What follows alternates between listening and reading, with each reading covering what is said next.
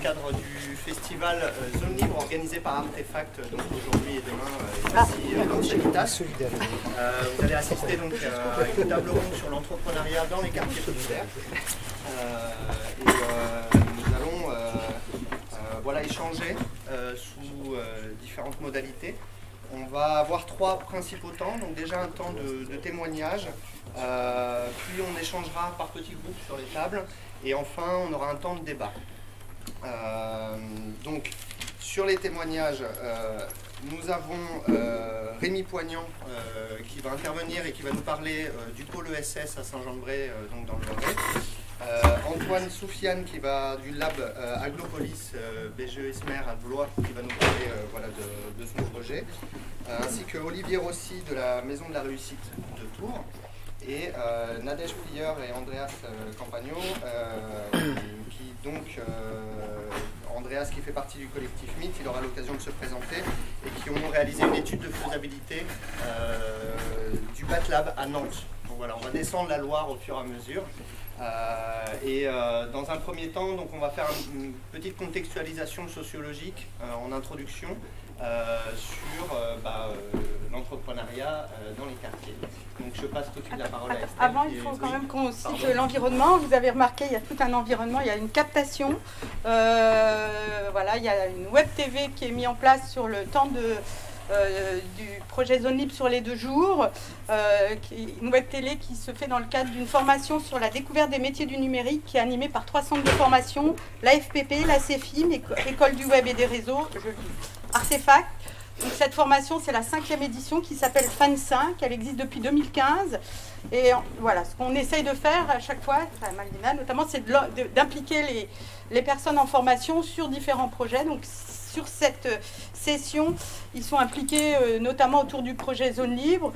Ils mettent en place une web TV qui s'appelle Sani Palace TV, qui est une expérimentation avec le souhait éventuellement que cet outil puisse être mis à disposition après du quartier et des acteurs du quartier. Et il y a d'autres projets qu'ils ont mis en place qui vont être accessibles au 13 pendant les 2 jours de Zone Libre. Oui, pardon, que aujourd'hui. Par contre, la web TV, il y aura des diffusions.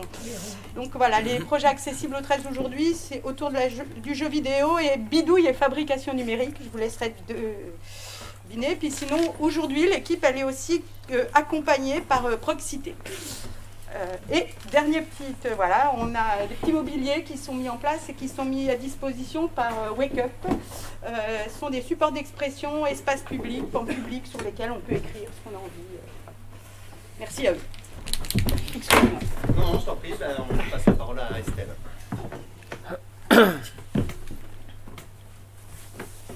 Donc, bonjour, c'est l'idée de faire une petite mise en contexte de cette question de l'entrepreneuriat dans les quartiers, alors dans les quartiers dits sensibles, zones urbaines, etc. Juste pour être totalement transparent, les chiffres obtenus viennent, les sources, c'est le CGET qui a quand même réalisé quelques enquêtes, bien entendu l'Observatoire national des zones urbaines sensibles, et puis une dernière étude qui a été réalisée par BPI France, Entreprendre dans les quartiers, les conditions de la réussite en 2014. Donc quelques chiffres en 2016, à savoir 1 personne sur 4 issue des quartiers souhaite créer son entreprise. Parmi les habitants de ces quartiers sensibles qui aujourd'hui concernent environ 4,7 millions d'habitants sur le territoire, les entrepreneurs représentent 5% des actifs et 5% des entreprises aujourd'hui sont créées dans les quartiers dits les plus pauvres.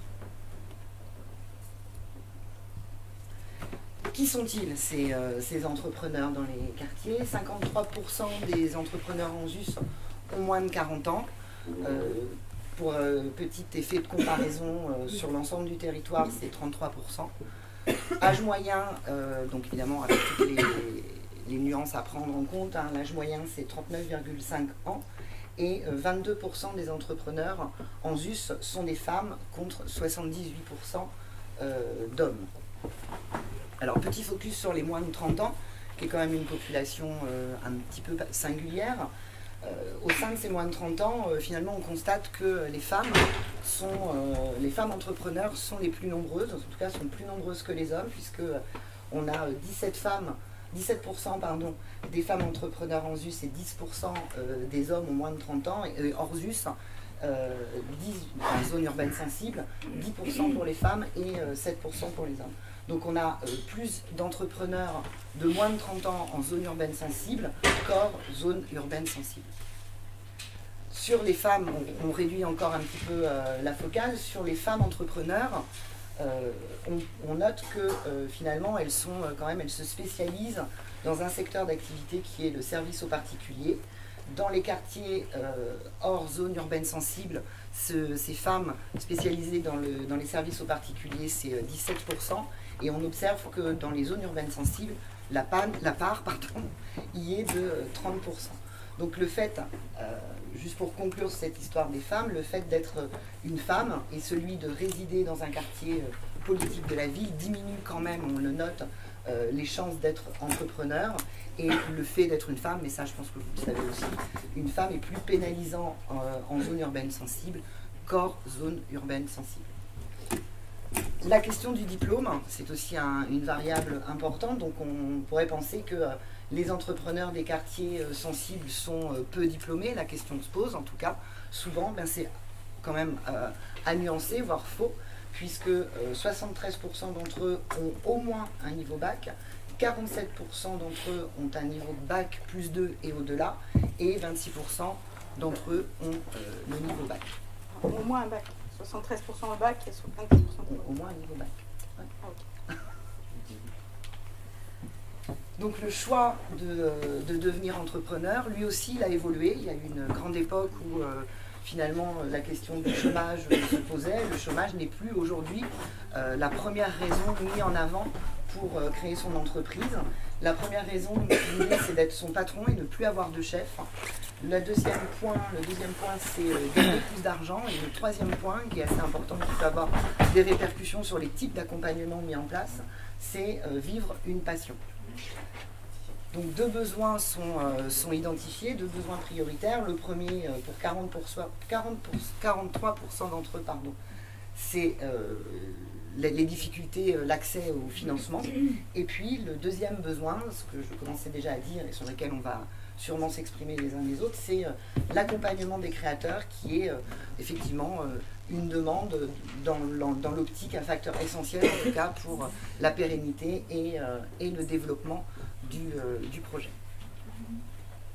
Donc voilà pour les quelques chiffres, il y en a énormément, mais ça met comme ça un petit peu en relief quelques points saillants. Ok, super, merci Estelle. Donc du coup on va passer au témoignage.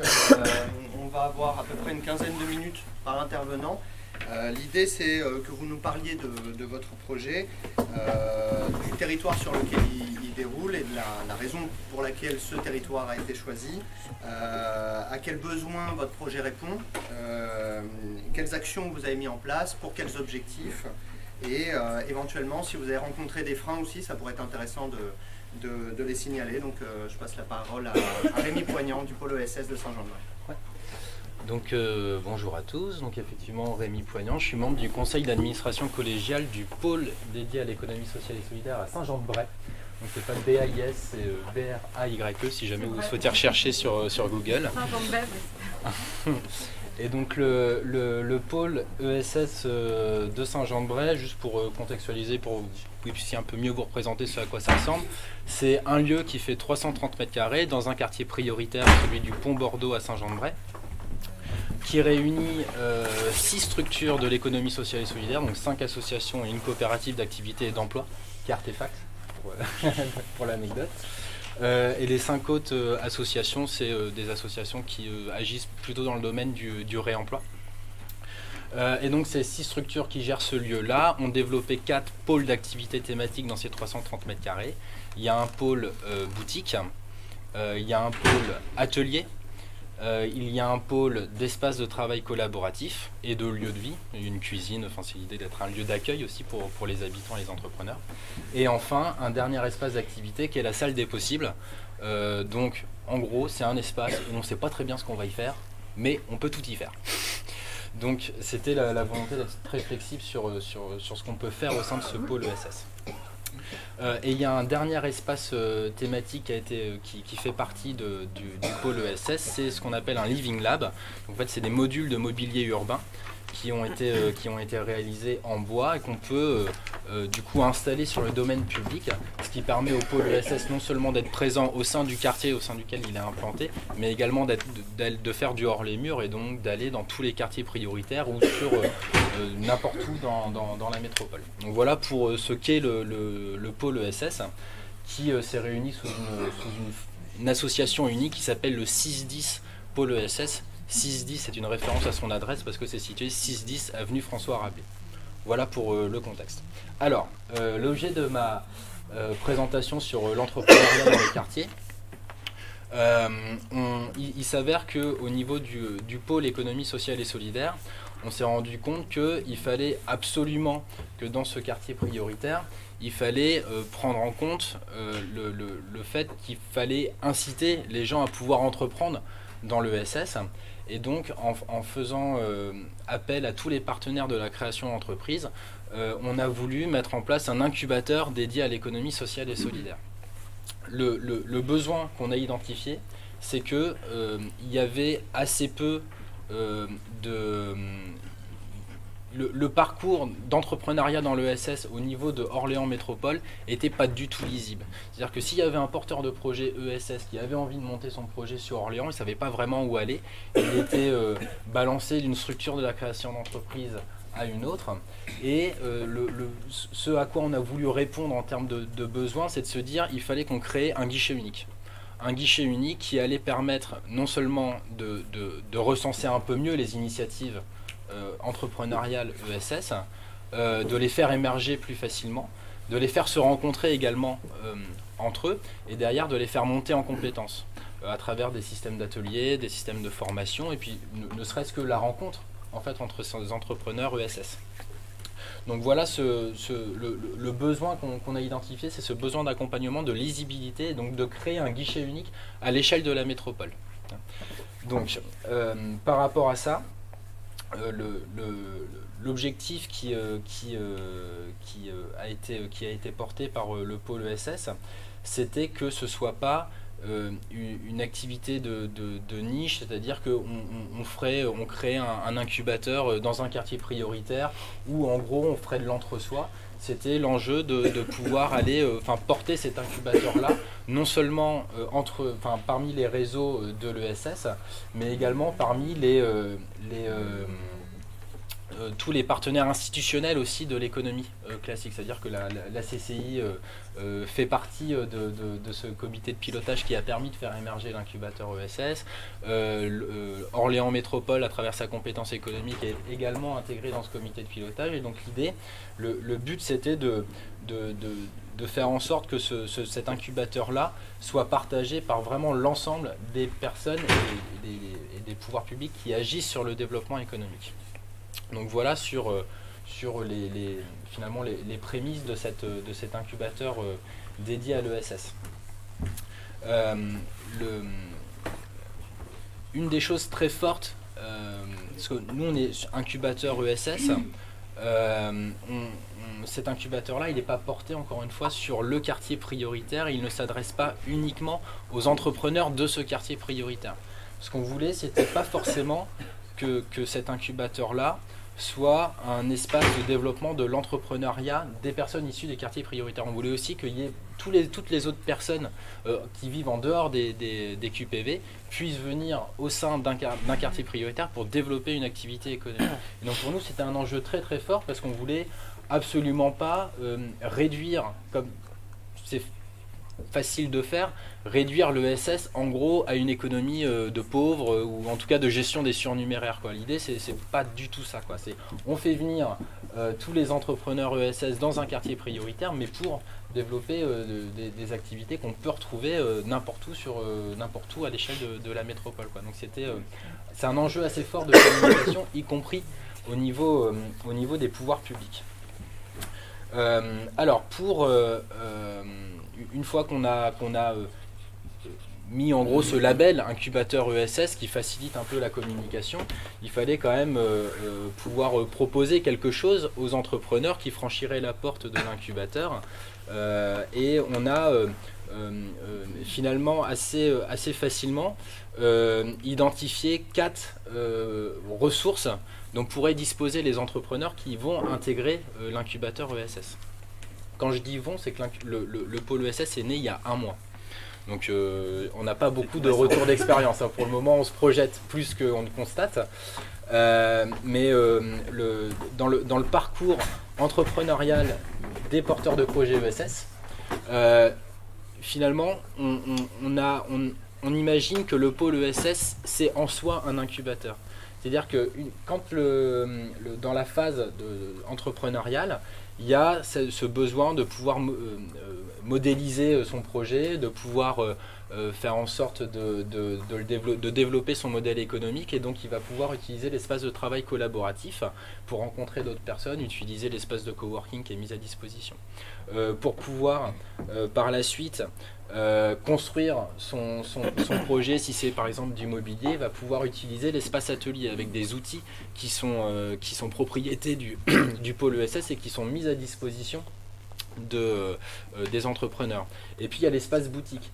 Ce qu'on voulait absolument, c'était pouvoir faire en sorte d'offrir l'opportunité aux entrepreneurs ESS de pouvoir expérimenter leur projet. C'est de rentrer dans une phase de test. Et donc éviter en fait qu'ils aient à aller voir des banques pour dire bah voilà, je fais tapis quoi. Non, nous ce qu'on voulait, c'était vraiment offrir l'opportunité d'expérimenter un projet de manière à ce que, une fois que le retour de cette expérimentation est positif, ils peuvent aller voir les banques pour dire bah voilà, ça marche, la preuve, voilà, je l'ai expérimenté au Pont Bordeaux ou dans le quartier prioritaire ou ailleurs, et donc allez-y, financez-moi quoi. Donc ça limite aussi la part d'aléa et ça permet aux entrepreneurs de prendre moins de risques personnels et financiers par rapport au développement de leur activité. Et il y a aussi cet outil donc, de Living Lab qui est mis à disposition pour vraiment aller sur le domaine public, aller à la rencontre du public ciblé par l'entrepreneur.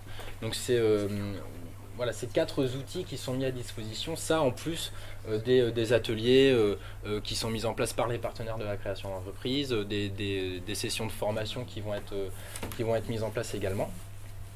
Et enfin, dernière chose, il y a une coordinatrice qui a été recrutée par le pôle ESS, dont le but est de pouvoir accompagner les entrepreneurs ESS qui intègrent le pôle. Et donc elle est à 50% sur l'accompagnement des porteurs de projets et à 50% sur la coordination globale du pôle. Donc il y a aussi cet accompagnement humain qui est fait par le pôle.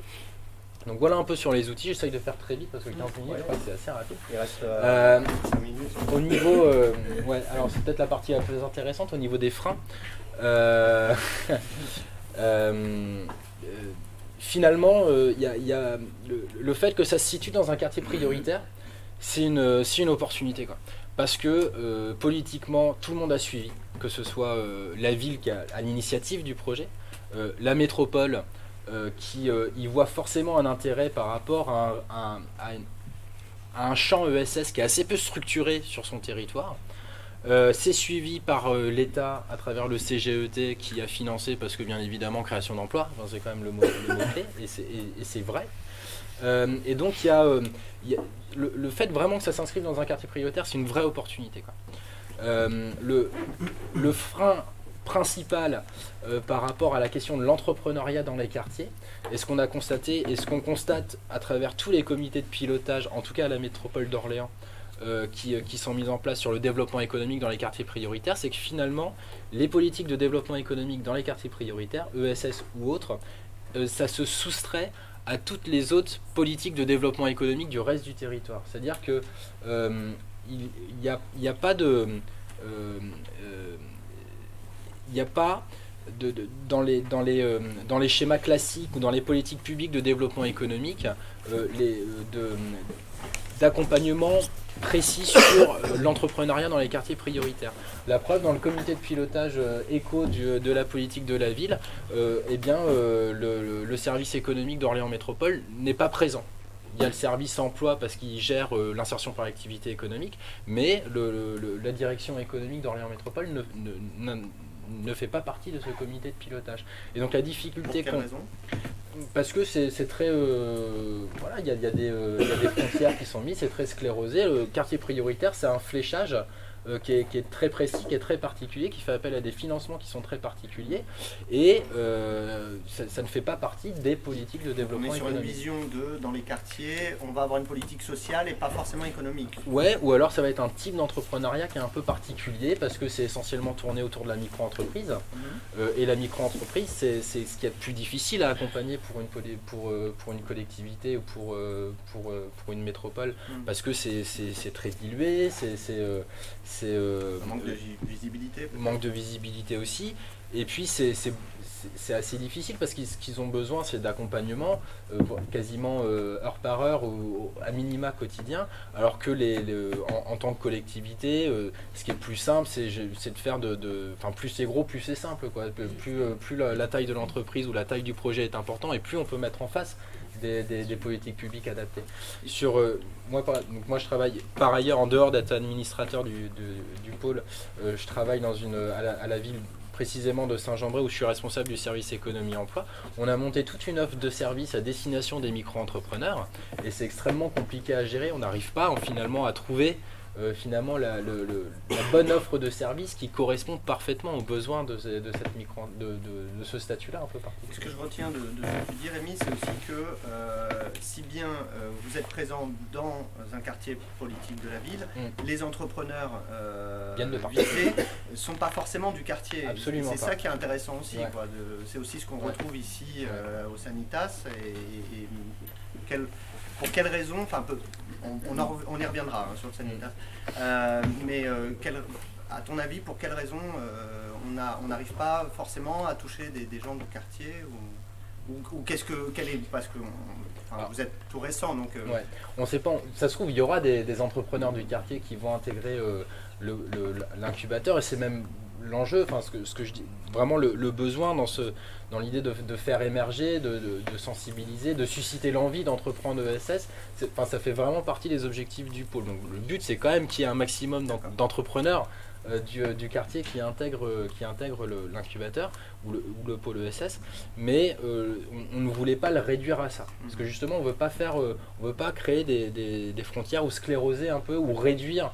Encore une fois, l'ESS a une économie de gestion des pauvres, quoi. En gros, c'est ce à quoi on l'a réduit assez facilement, quoi. De surcroît quand on est dans les quartiers prioritaires. Okay. Et donc on essaye d'expliquer à tout le monde que l'ESS c'est aussi beaucoup d'économie collaborative, d'économie créative, c'est que ça.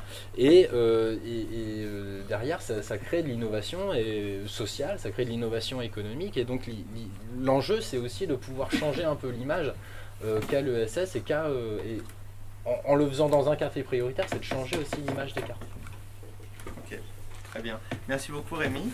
J'espère que j'ai été clair. Ouais, après, vous aurez l'occasion de poser vos questions. Avec plaisir. Aussi, voilà. On va laisser la parole à Antoine Soufiane. Ouais. Si je me place. Bonjour à tous, je me présente, Antoine Soufiane. Je fais partie d'une association qui s'appelle BGE-SMER et qui est donc spécialisée dans l'accompagnement à la création et reprise d'entreprise. On est sur deux secteurs, deux territoires, l'Eure-et-Loire et le Loir-et-Cher. Et BGE-SMER, c'est plus de 2000 personnes accueillies sur la phase d'accompagnement. Et parmi ces personnes-là, il y a 45% de femmes. On propose plusieurs dispositifs d'accompagnement, quel que soit le stade de l'avancement du projet. Donc pour répondre justement aux besoins des porteurs de projets. On accompagne essentiellement des porteurs de projets ou des chefs d'entreprise pour la partie développement et suivi de l'entreprise. On propose aussi des formations par rapport à la montée de compétences. C'est un catalogue qui concerne la gestion entrepreneuriale. On peut retrouver de la comptabilité, du marketing, de la communication. Et donc, mon projet à moi, c'est de porter un dispositif qui s'appelle Parcours Créateur, qui est né juin dernier et qui vise à aller rencontrer les habitants des quartiers, les quartiers prioritaires, pour les sensibiliser à la création d'entreprises. En fait, le besoin, il est né un constat d'un manque d'action en faveur de l'émergence, de la sensibilisation. Et BGESMER a voulu répondre justement à ce besoin-là, en proposant une dynamique qui entre aussi dans le cadre de l'enjeu 2 du contrat de la politique de la ville 2015-2020. Et donc, le dispositif est financé par la CDC, la ville de Blois et la préfecture.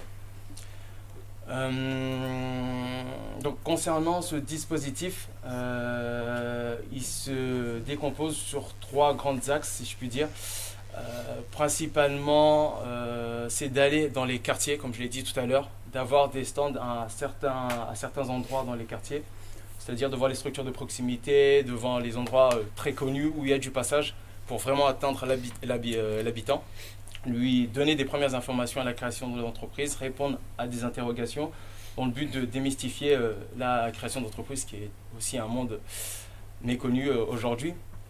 Il y a aussi ce rôle de médiation que je vais jouer, puisque en fait, je fais pas, on s'est rendu compte qu'on ne va pas rencontrer que des porteurs de projets ou des personnes qui ont envie de créer, mais aussi des personnes qui rencontrent des difficultés, que ce soit sociales ou autres, et des besoins.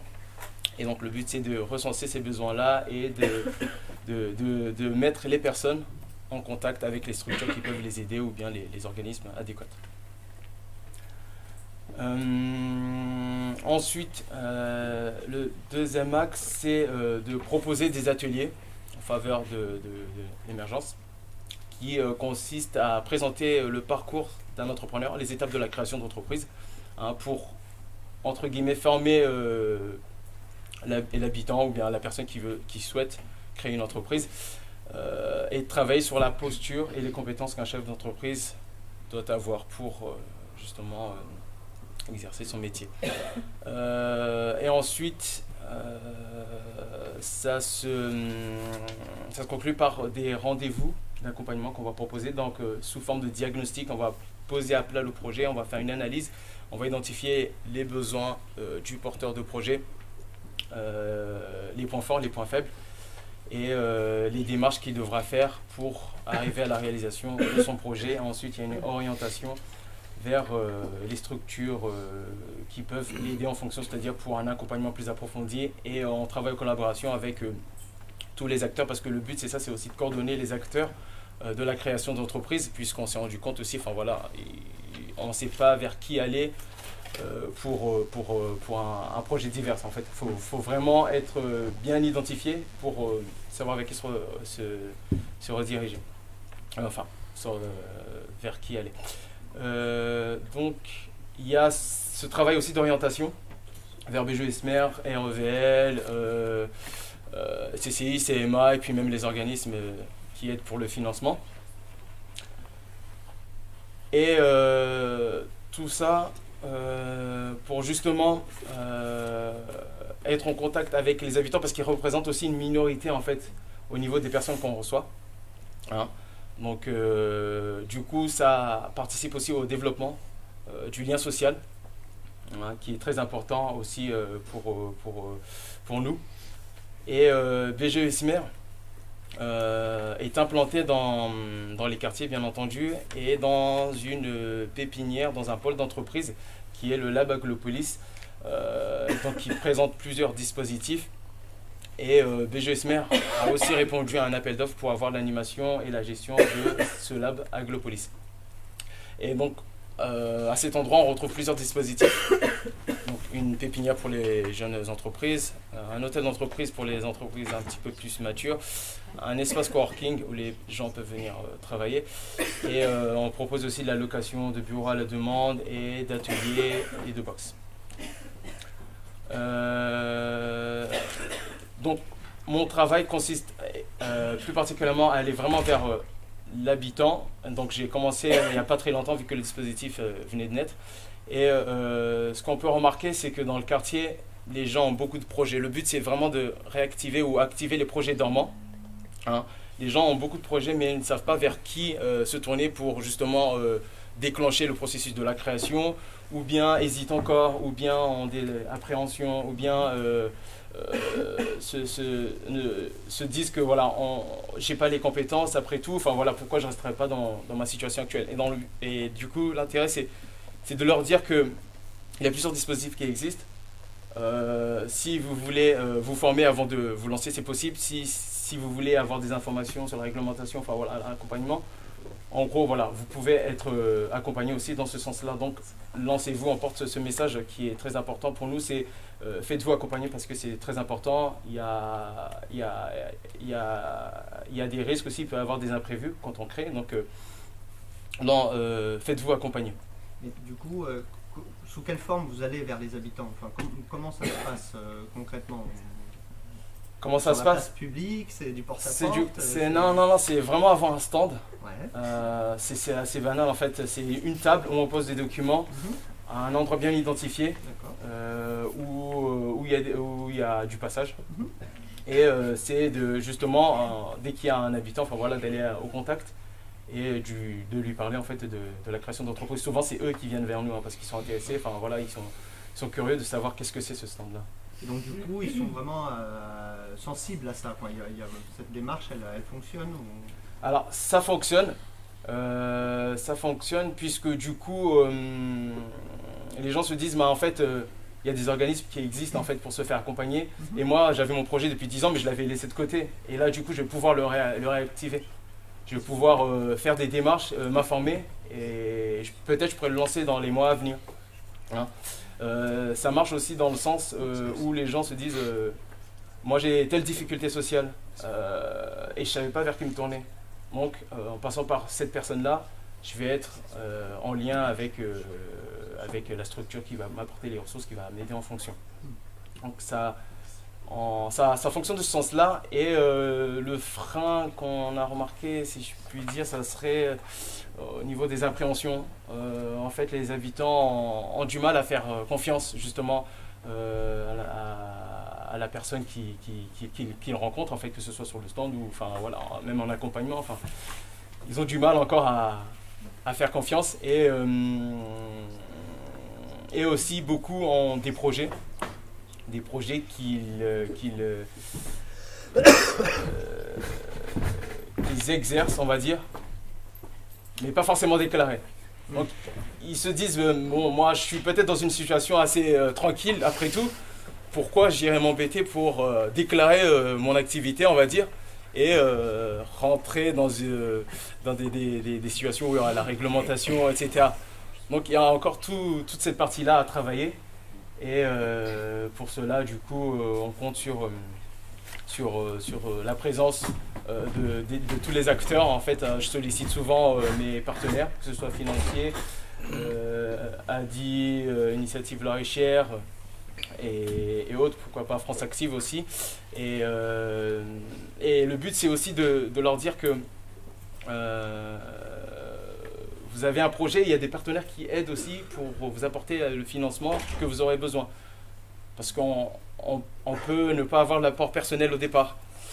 Et aussi, j'oublie une chose qui est très importante, à la mise en place de ce dispositif, qui est le parcours créateur, donc, on avait aussi décelé que les gens des quartiers et même autres avaient du coup des difficultés justement à apporter de l'argent, on va dire, pour les besoins du démarrage de l'activité. Et donc, ils ont mis en place avec Initiative La Richère un prêt d'amorçage qui va jusqu'à 4 000 €, dont 2 000 € de subvention, donc 2 000 € qu'on n'aurait pas à rembourser. Donc, ce qui peut être très bien pour justement motiver les personnes à créer leur entreprise, parce que le gros frein, ça peut être ça, ça peut être aussi le financement, la partie où on va devoir apporter de l'argent pour justement créer cette entité. Du coup, vous accompagnez combien de porteurs de projets aujourd'hui ?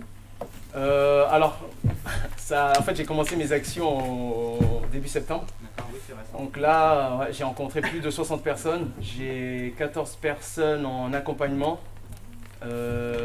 J'ai fait plus une dizaine d'orientations. Donc on voit que du coup, ça commence à prendre. Et j'étais vraiment dans ce concept-là de faire le buzz parce que je suis originaire en fait de Vendôme. Donc en fait, les gens ne me connaissent pas.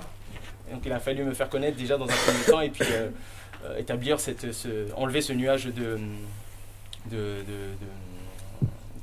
d'appréhension et puis établir une confiance avec les habitants pour que du coup ça puisse se dérouler plus facilement.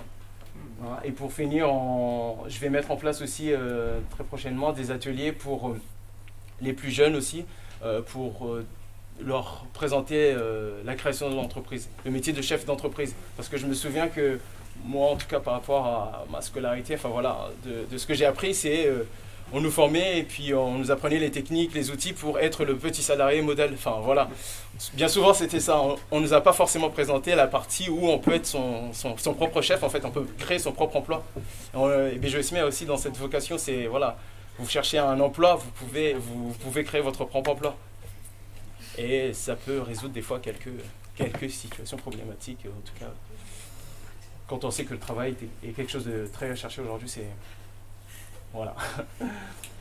Ok, super. On voit qu'il y a un vrai succès, une vraie demande visiblement, parce que si depuis septembre vous avez déjà autant de personnes qui sont suivies, c'est un indicateur assez positif.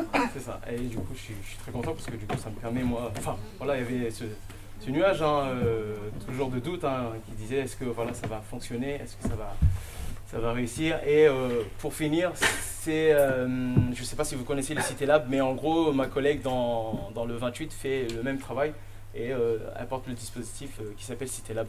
En gros, c'est la même chose qui se fait dans les quartiers aussi. Ok, très bien, merci beaucoup. Je vous en prie.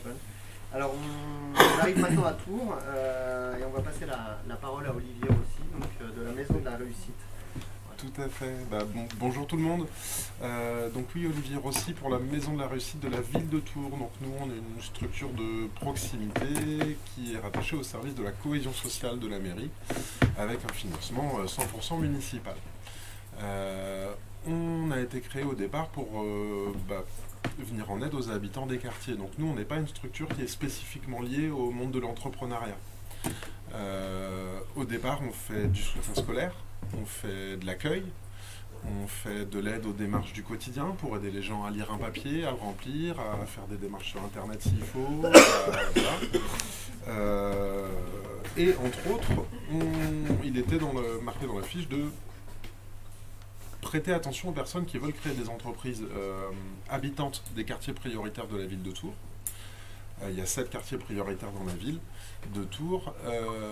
Prêtez attention à ces personnes et essayez de les orienter. Donc on a découvert un peu ces personnes. On a accompagné 30 porteurs de projets d'entreprise à la Maison de la Réussite.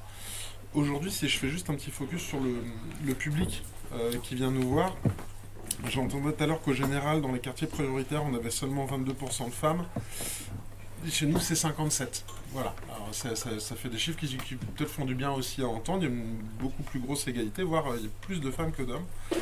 La majorité de notre population, donc, de gens qui veulent monter des projets, c'est des femmes qui ont plus de 25 ans. Voilà, 54%. De manière générale, 86% des gens qui viennent ne sont pas des jeunes. C'est plus de 25 ans à chaque fois.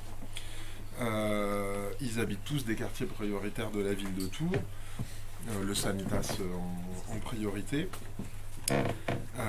Ce qui me paraît important à dire, c'est qu'effectivement, là où je vous rejoins beaucoup, c'est que dans les personnes qui viennent nous voir pour monter une entreprise, avoir un renseignement, être orienté dans ce monde de la création d'entreprise, on va dire que pratiquement 95% des gens viennent effectivement pour de la micro. Ça a été dit tout à l'heure, micro-entreprise, petite entreprise. En gros, je crée mon emploi. Je crée mon activité et souvent pour sortir d'une situation qui est compliquée parce que si on regarde bien, c'est 58% des porteurs de projets qui sont soit au RSA, soit demandeurs d'emploi. Et là, on vient toucher quelque chose qui est extrêmement important dans la création d'entreprise et dans l'accompagnement tel qu'on le voit, c'est prêter attention au projet, oui, mais surtout à la personne et à la situation dans laquelle elle est et aux freins périphériques.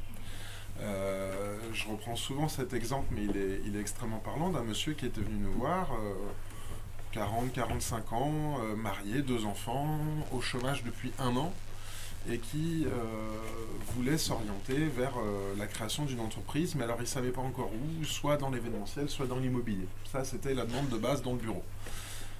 Du coup, on a bossé parce que monsieur espérait fort pouvoir sortir en fait du chômage grâce à cette création d'entreprise. Et il a fallu tout cet accompagnement pour lui dire, mais non, En fait, dans 6 mois, là, vous êtes bientôt en fin de droit.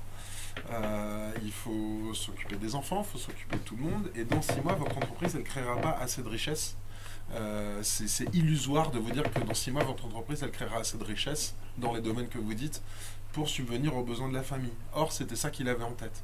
Donc il y a aussi tout ce travail de déconstruction qui est très important de qu'est-ce que c'est créer une entreprise, combien de temps ça prend, comment je m'y prends, où est-ce que je vais.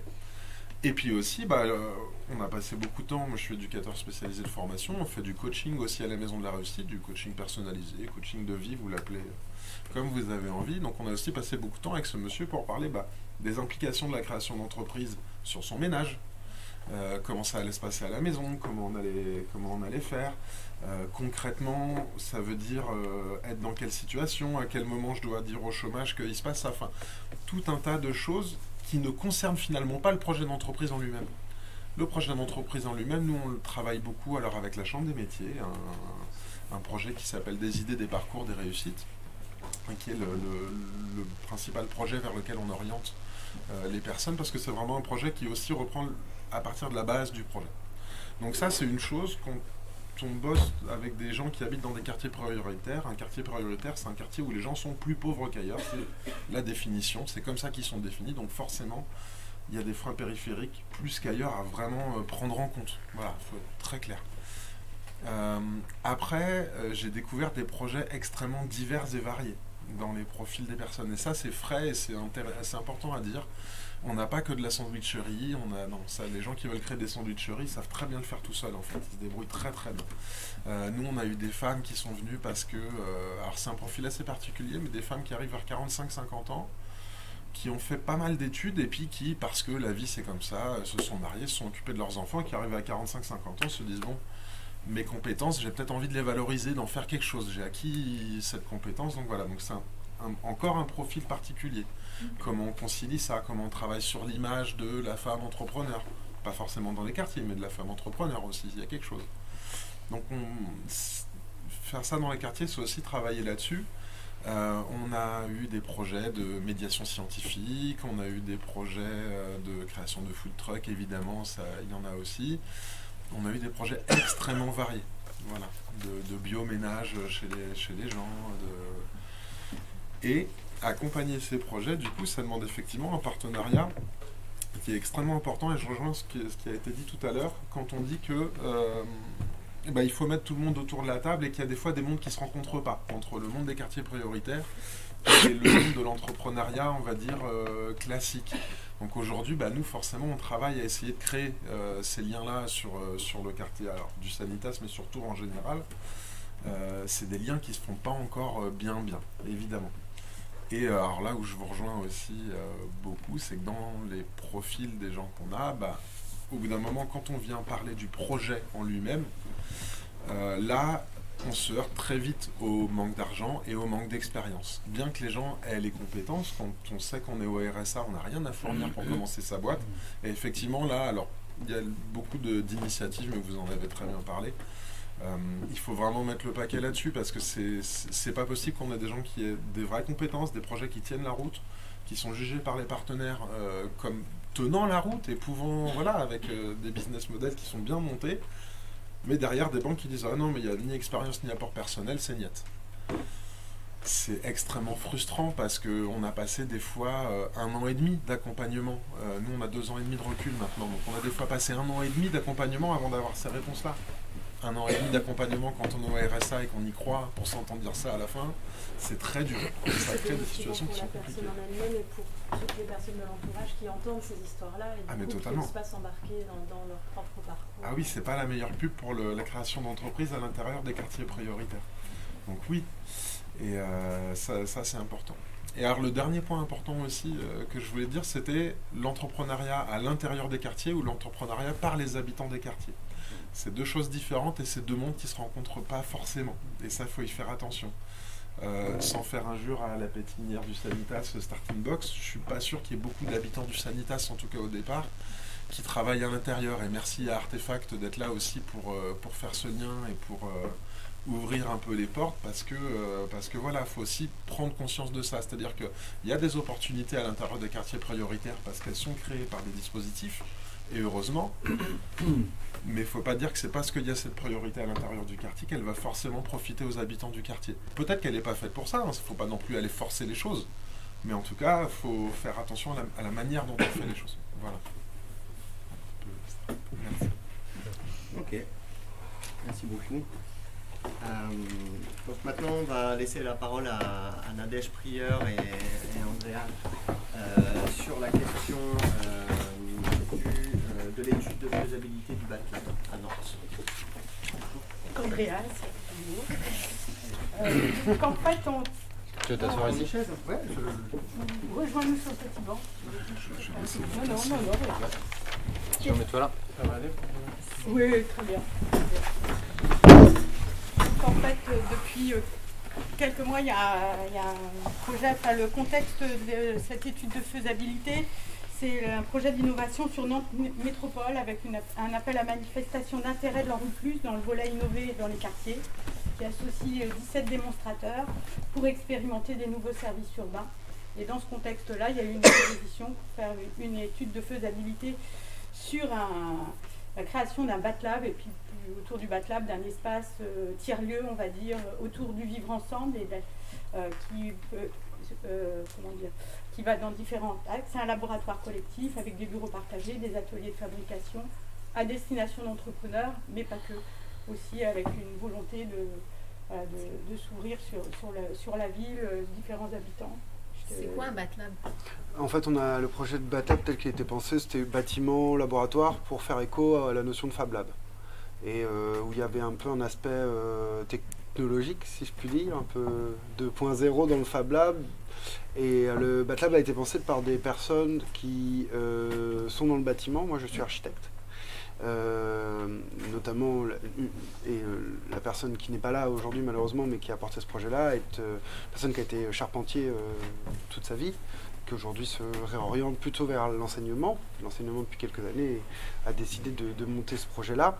Donc, où on voyait une émulation, je pense, sur les nouvelles technologies, assez super, les imprimantes 3D et tout, mais de dire, mais en fait, peut-être qu'il y a des technologies très simples qui aujourd'hui ne sont pas forcément accessibles, ou même on s'est éloigné de la pratique de manière générale, de construire, de l'artisanat, de choses assez simples. Donc le BATLAB au début, dans sa première mouture, si je puis me permettre, a été pensé plutôt centré autour des acteurs de l'habitat alternatif et de la construction alternative sur la région nantaise. Voilà, donc collectif d'architectes, associations qui travaillent sur l'habitat biosourcé, donc on va parler d'habitat en paille, la construction en bois, aussi la question du réemploi, mais vraiment dans le bâtiment, hein, comment on déconstruit les bâtiments. C'est ces filières-là qui sont un peu installées dans ce projet-là, et on est sorti l'opportunité de travailler sur un quartier prioritaire, celui de Bellevue à Nantes. Peut-être par rapport à ce que j'ai entendu juste avant, je pense que la situation nantaise est assez peut-être un peu différente. D'abord, donc nous ne sommes pas des acteurs au départ sociaux, où on ne travaille pas sur des questions économiques, on est des acteurs de terrain. Et on a choisi de porter ce projet-là parce que dans nos pratiques quotidiennes, aujourd'hui, pour un jeune, quelqu'un qui veut pratiquer, construire, à Nantes c'est très compliqué. Des espaces de coworking, il y en a de plus en plus. On a sur Nantes, du coup, c'est une ville qui est vraiment en train d'exploser, comme beaucoup de métropoles nantaises, donc il y a une pression sur les espaces de pratique, de travail. Alors, donc, comme je disais, les espaces de coworking, bon, bah ça, il y a des modèles quand même qui commencent à être bien rodés, il y en a partout, c'est super. Par contre, quand il s'agit de construire, c'est beaucoup plus compliqué. Quand on dit on a besoin d'un espace pour pratiquer, c'est beaucoup plus compliqué. Donc nous, notre intuition, c'est de dire, c'est en fait autour d'un atelier qu'il faut travailler. Et dans une vision, quand on dit on n'est qu'à l'étude de faisabilité, hein, nous on n'a pas le retour de terrain pour l'instant, on n'y est pas encore. On souhaite ardemment y arriver, on espère vraiment pouvoir faire ça dans les mois à venir, là, début 2019. Mais en tout cas, d'arriver aussi sur des constats où on doit peut-être arrêter de sectoriser un peu les choses. On en parlait tout à l'heure avec Rémi, à Nantes par exemple, il y a un très gros pôle ESS qui s'est monté. Voilà, donc il y a un énorme endroit qui est super, qui s'appelle le Solilab, c'est l'ESS. Et c'est identifié, c'est fléché là-dessus. Mais le SS, il n'est pas que à cet endroit-là. Le SS, il est partout dans la ville et il est dans les quartiers aussi, notamment. Et on a rencontré donc les associations des quartiers prioritaires, notamment des associations qui ont besoin d'ateliers, Qu'est-ce qu'elles ont aujourd'hui comme espace pratiqué? Comment elles se rencontrent? Comment faire rencontrer les différents univers? Parce qu'on a l'ESS, mais on a aussi donc les micro-entrepreneurs. On a aussi d'autres entreprises. Donc nous, ce qu'on essaye, c'est de décloisonner ces choses en montant un lieu qui permette à ces gens-là de travailler ensemble, de partager des outils et par le même biais de se rencontrer. On n'a pas vocation à, disons, à faire le travail des différents intervenants que j'ai vus ici sur le plateau, mais plutôt d'essayer de mettre des bonnes conditions de travail à ces personnes-là, de mettre des bons outils en place à travers un lieu, qui aurait donc plusieurs fonctions telles que nous l'imaginons aujourd'hui. C'est un lieu de vie ouvert sur le quartier, un lieu où il y aurait potentiellement de la restauration, ce genre de choses. Un lieu, donc l'atelier mutualisé dont j'en parlais, avec notamment, on a des partenaires là aujourd'hui qui sont dans le projet depuis pas mal de temps, qui souhaitent monter un atelier bois partagé, atelier de menuiserie partagée. Ils s'en montent à peu près un dans toutes les grandes métropoles maintenant, une espèce de Fab Lab, mais vraiment orienté sur la construction bois. Un espace quand même type coworking, parce que on fait pas forcément que de l'atelier ou que du bureau, l'idée c'est de faire les deux. Donc ça c'est vraiment issu de nos pratiques. Et voilà, sans rentrer plus dans le détail, donc on travaille sur ce sujet-là. On va peut-être contextualiser alors les objectifs voilà, qui ont été fixés, parce qu'au fur et à mesure, là, il y a le projet qui se déroule et il y a eu toute une phase d'opportunité où on a rencontré plein de gens pour voir un petit peu ce qu'ils en pensaient. Quand je dis plein de gens, c'est à la fois des gens des collectivités territoriales sur Bellevue, des entrepreneurs, des associations, etc. C'est vrai qu'une des ambitions, c'est vraiment l'accès à l'emploi, c'est l'accompagnement du développement économique, même si, voilà, et c'est aussi la question du vivre ensemble qui est objectivée sur ce projet-là. L'idée, c'est aussi de pouvoir faciliter l'activité des porteurs de projets entrepreneuriaux, mais plus généralement de créer aussi des échanges, des synergies et vraiment de créer un écosystème autour de cette dynamique-là. Je crois que j'ai mis une petite carte. Voilà. Si vous, Bellevue, je ne sais pas si vous l'avez. Bellevue, c'est là, c'est quand même un grand quartier sur Nantes. Et Saint-Herblain. Voilà, Nantes et Saint-Herblain qui est à côté. C'est un quartier où il y a 19 000 habitants, c'est un gros quartier, avec quand même, il y a pas mal de connexions avec la ville de Nantes, enfin, c'est quand même assez facile d'aller de l'un à l'autre, il y a le tram qui passe, il y a pas mal d'équipements, d'institutions, l'offre est assez, enfin, il y a plein de structures en place. Il y a aussi une zone d'activité avec des entreprises sur le territoire. Et il y a une précarité de la population. Et il y a eu une étude qui a été réalisée il y a 3-4 ans, qui montrait quand même un taux significatif finalement de micro-entrepreneurs. Il y en a beaucoup, et principalement dans le bâtiment et dans la cuisine, les personnes qui se proposent. À savoir qu'il y a un projet culinaire qui est en place, qui a ouvert il n'y a pas très très longtemps, une cuisine partagée avec tout un dispositif d'accompagnement ouvert sur le quartier, et puis ça marche plutôt bien. Là en ce moment, ils étaient missionnés par la ville de Nantes ces derniers temps pour faire les repas pour les migrants qui étaient installés à côté de la place de la Petite Hollande, et ils avaient beaucoup de repas à fournir, et ils ont développé toute une dynamique autour de ça. Dans ces projets-là, je ne sais plus du tout, c'est pas grave, on est allé aussi rencontrer des entrepreneurs, et il y a des entrepreneurs sur le quartier de Bellevue qui ont bien entendu et qui s'intéressent au projet pour le soutenir d'une manière ou d'une autre, y compris économiquement.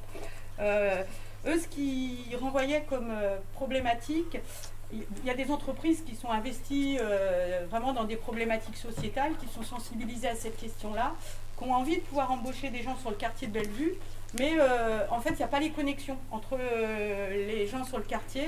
Ils se doutent bien qu'il y a des gens compétents, mais ils sont où? Et eux, ils ont des demandes particulières, et du coup, le lien ne se crée pas. Et eux, l'opportunité qu'ils voyaient dans le bâtiment, on est allé rencontrer des entrepreneurs du secteur du bâtiment, pour le coup, mais pas que, on a aussi rencontré une crèche d'entreprise. Eux, ce qu'ils y voient comme opportunité, c'est la possibilité aussi de permettre la montée en compétence des personnes dans une autre posture, d'être entrepreneur, d'être force de projet, c'est une autre posture, de pouvoir développer de la formation Au final, tous les gens qui passent, ils ne deviennent pas forcément entrepreneurs, mais il y a du lien qui se crée. Et c'est les entreprises avec qui on a discuté, ils y voient aussi un intérêt pour créer un vrai lien.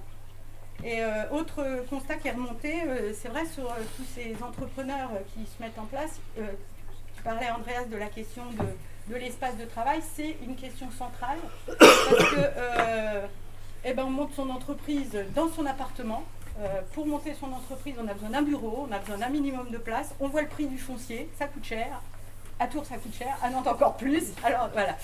Et du coup, ça c'est une vraie problématique. Alors qui plus est, quand on est dans la cuisine, on a besoin, on ne peut pas le faire avec son frigo ménager. Quand on est dans le bâtiment, c'est pareil. À un moment, quand on fait des travaux, c'est difficile de le faire dans une pièce qu'on va aménager dans l'immeuble, quoi. Donc là, il y a vraiment des besoins, et pour autant, il y a énormément d'activités. Des besoins aussi. Le quartier Bellevue, c'est un quartier qui est en rénovation, en reconstruction, avec des tours qui tombent, d'autres qui remontent, enfin avec des modifs, je ne sais pas s'il y en a beaucoup qui tombent, programme de destruction, mais en tout cas, il y a aussi toute une logique de rendre accessible à la propriété des lieux. Et du coup, voilà, c'est des gens qui vont faire des travaux, c'est des gens qui vont... Oui, il y a l'idée effectivement d'accompagner les habitants, aussi pour des questions économiques, mais de monter de transmission de savoir, de structurer un peu ça. On est sûr que dans les quartiers, il existe déjà ces passations de savoir, il existe déjà des gens qui savent, mais d'avoir peut-être un lieu un peu plus identifié, où on se dit, bon, peut-être apprendre, faire une petite formation pour rénover un peu son appartement, ou ce genre de choses, réparer des meubles. Pour pas forcément avoir à acheter quelque chose, en fait. Et alors, dans cette dynamique, en fait, ce projet, il a deux cibles. On a donné des cibles directes, on a appelé des cibles indirectes. Les cibles directes, c'est justement les entrepreneurs, les artisans qui sont entrepreneurs, mais on a décliné un petit peu.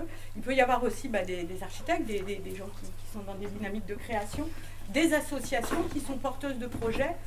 Et puis après, indirectement, il y a les habitants, locataires, les propriétaires, et puis par extension, les projets aussi avec des écoles, avec des centres de formation, etc. Mais à la limite, ça va être une cible qui va arriver après coup. D'abord, il y a tout un travail avec les porteurs de projets en direct. Et dans cette dynamique, là, à un moment, la cible indirecte qui va venir aussi bénéficier du lieu, là il y a des synergies qui se mettent en place avec les porteurs de projets. Enfin, c'est l'idée à un moment de créer toute une dynamique. Aujourd'hui, est-ce que tu veux passer? Voilà, ce qui est identifié sur l'étude, voilà, pour qu'elle se mette en place, là il y a un collectif qui s'est créé, qui est en train de finaliser l'étude de faisabilité. L'idée, si après les choses se mettent en place, c'est de passer dans une phase d'expérimentation avec des actions éphémères, avec différents temps, le temps d'avoir un lieu bien identifié. C'est pas si évident de le trouver. De faire des actions éphémères avec différents types de... Enfin, tu pourras donner des exemples pour créer un écosystème qui vraiment permet de rassembler et des habitants, des associations, des entrepreneurs. Bon, les gens ils commencent à être un petit peu au fait. Créer du lien avec les autres projets qui s'expérimentent autour de dispositifs de Langue Plus. Et puis après d'avoir un lieu, et Estelle, si tu peux passer. Et puis après, parallèlement, on pose la question, on va petit à petit, en créant l'écosystème, se crée la question de cet écosystème, comment il s'organise, la question du statut juridique, la gouvernance et du modèle économique. L'idée, c'est d'aller sur un modèle économique qui associe à la fois des sources financières publiques et privées. Publiques parce que la question de l'accompagnement, on ne peut pas passer à côté sur les échanges qu'il y a eu autour de la cuisine partagée. En fait, là, il y a un projet, il a évolué ce projet. Il y avait des expérimentations un petit peu plus tôt sur des espaces où se croisaient des gens qui n'avaient pas les mêmes niveaux de formation autour des espaces partagés cuisine. Et j'avais rencontré une pâtissière qui commençait, qui a ouvert sa pâtisserie, d'ailleurs, le 1er décembre. Ça fait 3 ans, elle est montée en compétence, son truc, ça a marché vraiment bien. Mais au bout d'un moment, elle attendait un niveau d'hygiène, il fallait que ça tourne à un certain niveau. Et puis tout le monde n'était pas au fait, au même niveau de formation. Alors elle trouvait ça dommage, elle a quitté l'espace à ce moment-là. elle avait envie d'y être par rapport à ses valeurs, mais par contre, ça devenait problématique pour elle parce qu'elle passait plus de temps à former et expliquer aux autres pourquoi elle voulait ce niveau d'exigence, ce qu'on comprend dans la cuisine. Donc à un moment, la question de l'accompagnement, elle est essentielle. Là, sur cet exemple-là, ça n'a pas marché, la mixité entre quelqu'un qui amène l'argent, donc qui participe au modèle économique des solvables, qui loue des espaces, et puis toute la dynamique à côté, parce qu'à ce moment-là, sur le projet, il n'y avait pas les gens entre les deux, il n'y avait pas les accompagnants, il n'y avait pas ces gens qui faisaient cette médiation. Et voilà, et ça a évolué, et maintenant, maintenant c'est ce qui se met en place. Donc c'est pour ça que ce qui est identifié, c'est vraiment le besoin d'un modèle économique mixte qui associe de l'accompagnement. L'accompagnement, on sait que on ne fait pas de bénéfice sur de l'accompagnement, mais ça ne veut pas dire que le modèle, il ne peut pas s'équilibrer quand même. L'idée, c'est de pouvoir louer des espaces à des personnes qui sont plus solvables. Eux, quand ils louent, que ça puisse englober l'ensemble des besoins de l'espace, et travailler sur les logiques d'accompagnement en partenariat avec les collectivités. Et les bailleurs sociaux, vous n'avez pas parlé des bailleurs sociaux. Alors, ils sont différemment impliqués. Différemment impliqués, les bailleurs sociaux. Différemment pas impliqués. Bon, là, il y a la question, sur la question de l'espace, c'est une question qu'on leur pose parce qu'ils ont pas mal. Mais en fait, ça pour l'instant, la question du lieu et de l'implication, c'est encore un point à travailler. Où ça en est dans le projet. Sachant que le projet de rénovation urbain, il n'est pas encore complètement dévoilé, donc tout le monde se demande un petit peu comment ça va se passer. Mais il y a des partenaires, parce que ça va du. Il y a par exemple Bouygues Immobilier qui s'y intéresse, qui nous rencontre parce qu'il il fait de la veille sur les nouvelles formes d'organisation du travail. Donc voilà, c'est vraiment tout niveau confondu, c'est suivi ce projet. Super. Merci beaucoup. Oui, très rapidement, disons qu'après on aura aussi des temps d'échange, mais si vous avez une question maintenant, si c'est rapide. Il y a quelqu'un qui voulait partir. Alors, ouais. Bon, c'est pas grave. Non, mais je poserai mes questions. Alors, oui, très rapidement. Donc, Madame Dermidjian, j'espère que je prononce bien votre nom. C'est presque ça. Mais... Okay. Je vous laisse vous présenter. Alors, on vous donne juste 5 petites minutes. Oui, merci de m'avoir invitée aujourd'hui. Donc, Juliette Dermidjian, je suis la directrice des 2 pépinières de Tour Métropole Val-de-Loire. Donc, la pépinière qui est dans le quartier du Sanitas et celle qui est à la Rabière. Je suis désolée, j'ai un impératif à 11h30, donc je dois vous laisser après. Voilà, juste un petit mot notamment et pour rebondir aussi sur tout ce qui a été dit ce matin qui est très très intéressant. Je vais vous faire un retour opérationnel de mon point de vue moi sur la pépinière parce que vraiment je suis dans l'opérationnel et pas vraiment dans la mise en place des politiques sur ce type d'outils. Dans l'opérationnel, nous sur ces pépinières, notre offre c'est avant tout 2 choses, une offre immobilière et intégrer un écosystème où voilà, il y a un partage d'expérience, de l'accompagnement pour les entreprises.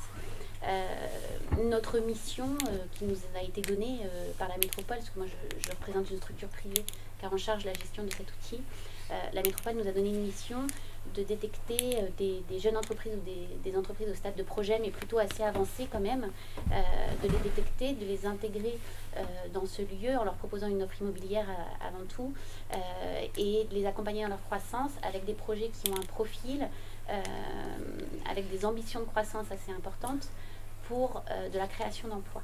Donc les projets qu'on intègre sont des projets à dimension assez importante, en tout cas dans l'ambition, pour pouvoir créer des équipes et de l'emploi.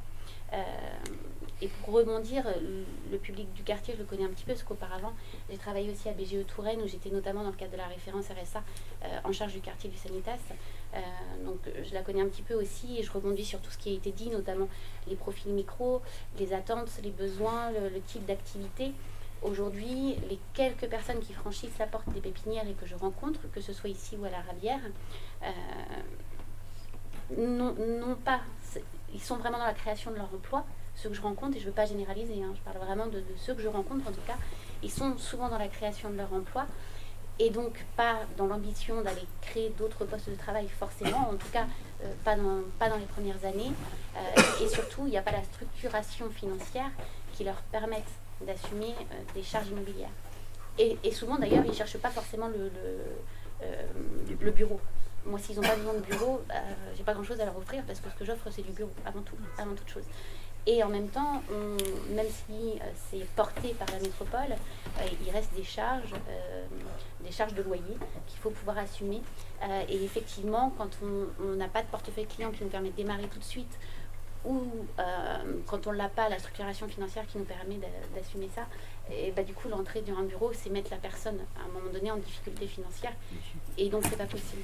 Et c'est là où je pense que du coup le lien ne se fait pas avec la population du quartier. C'est comment les politiques publiques pensent des dispositifs plus larges, avec une offre de services plus large, qui peuvent intégrer aussi les besoins des habitants des quartiers, et pas trop serrés, qui du coup, où c'est vrai que non pas de l'extérieur, parce que je suis de l'intérieur, puisque je bénéficie des bureaux, mais où les habitants peuvent se dire, en gros, on a une opportunité, enfin, ils ont eu une opportunité avec des financements publics liés à la politique de la ville de créer une offre de service à l'intérieur du quartier, mais sans que ça profite aux habitants de ce quartier-là. Je grossis le trait. Oui, non, mais je grossis le trait, mais du coup, c'est comment, en termes de politique publique, de construction des politiques publiques, et je rebondis sur ce problème qu'il y a d'un service développement économique qui va mettre en place des projets, et d'un service qui, lui, va s'occuper des quartiers prioritaires.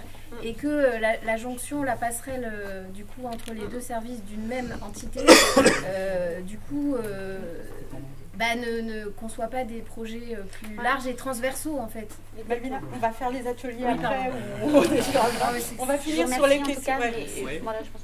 Merci pour la prise de parole et puis pour l'invitation. Merci.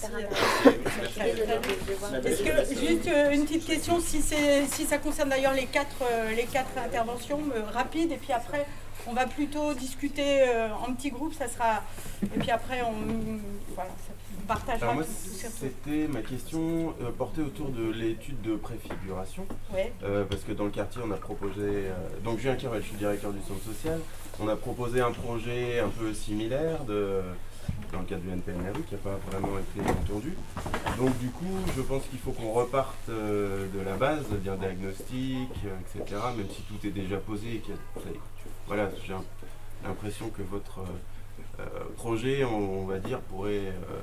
en tout cas, les grandes lignes, les schémas d'organisation peuvent être réplicables, je pense, dans beaucoup d'endroits. Et donc voilà, c'était plus sur comment vous avez fait pour...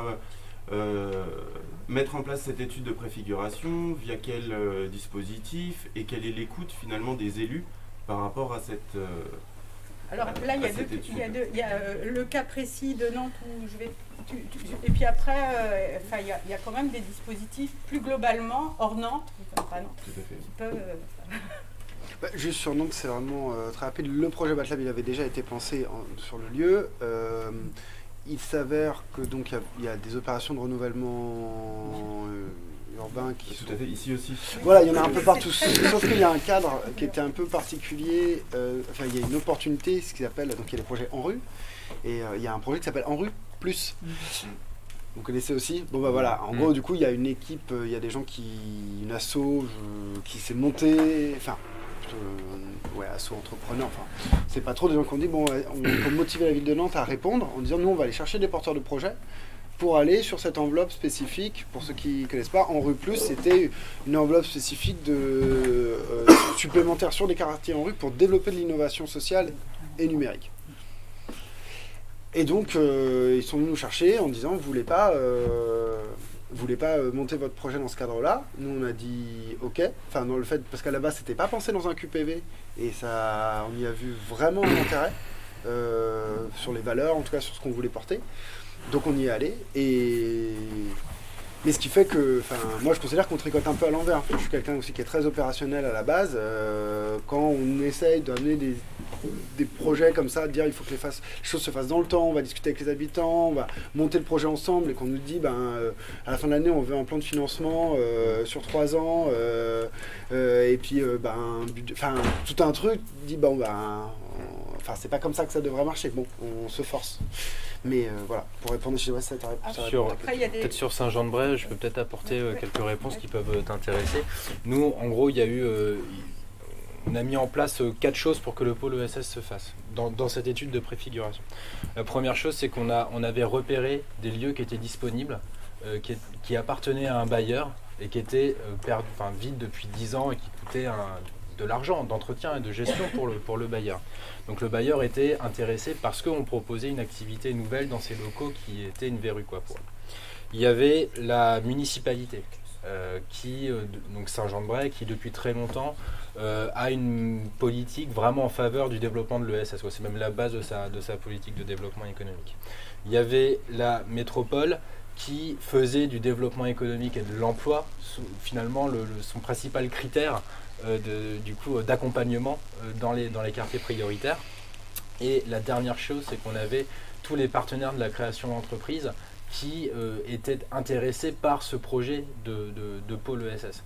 Donc en fait, avec ces 4 acteurs-là, finalement, c'était gagné d'avance. Donc c'est peut-être à la fois le propriétaire, la municipalité, l'interco, et enfin les partenaires qui permettent de vendre aussi quelque chose d'un peu structuré qui dépasse le quartier. Parce que ce qui a permis finalement à ce pôle ESS de véritablement prendre de l'ampleur, c'est quand on a pu démontrer que c'était pas, elle ne s'attaquait pas que à ce quartier du Pont Bordeaux. On était là pour structurer un truc qui visait au moins la métropole, quoi, voire le département. Et quand on se projette un peu à 10 ou 15 ans, on peut imaginer que ce pôle ESS là, il va faire des petits, on va réussir à quadriller à minima la métropole, peut-être le département, voire même la région. Et donc il y a tu vois, l'idée d'un modèle qui est là, qui est dispo, qui est prêt à être essaimé. Qui est duplicable, comme le livre. Donc il y avait vraiment cette partie, le propriétaire qui était partant, la municipalité, donc le politique qui était à fond là-dedans, la partie fonctionnement, parce qu'il y avait des opportunités de subventions via le quartier prioritaire, il y en a d'autres via la Caisse des dépôts et consignations. Les subventions, elles sont là, quoi. Enfin, dans l'absolu, elles sont là, mais c'est juste parfois difficile de pouvoir les cibler et de pouvoir avoir derrière la ressource humaine pour pouvoir les remplir, mais ils existent.